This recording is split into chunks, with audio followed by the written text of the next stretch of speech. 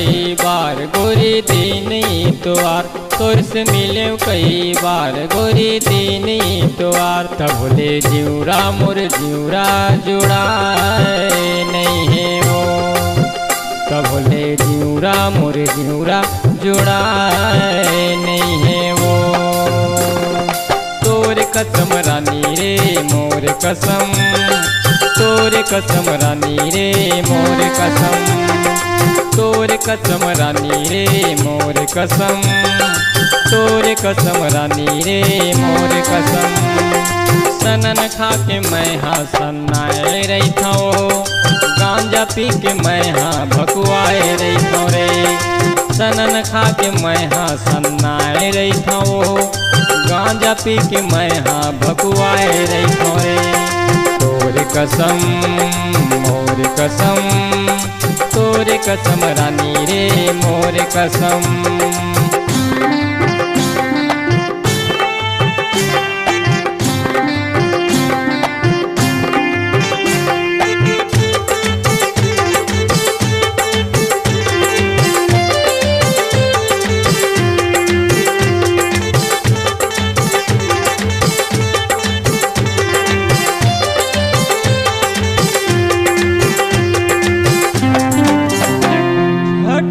पटक के झटकाया थे वो, औ तन बदन गुदगुदा थे।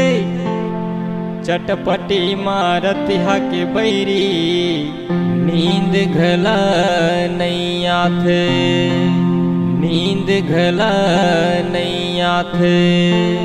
तोला सही कहत हरे पगली, नागिन जैसे बेनी, कजरेली हवा आँखी, फूले फूले गाल। संतोष परिहार तो नहीं देखता, बिगड़ जथे हाल वो बिगड़ जथे हाल।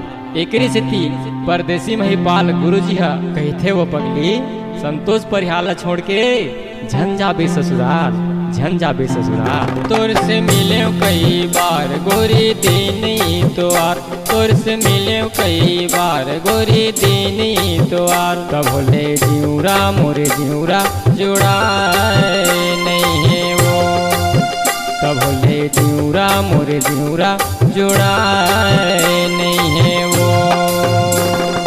तोर कसम रानी रे मोर कसम, तोर कसम रानी रे मोर कसम, तोर कसम रानी रे मोर कसम, तोर कसम रानी रे मोर कसम।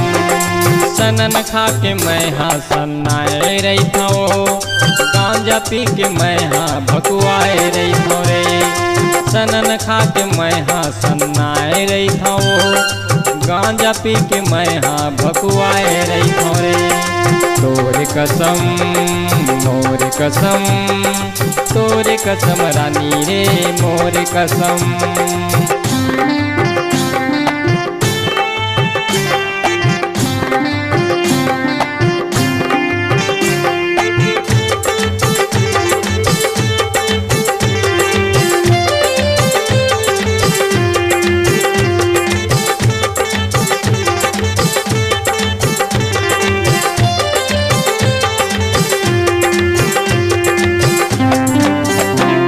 कसम खाए रहे सात वचन ले, परदेसी महिपाल गुरुजी गवाही वो।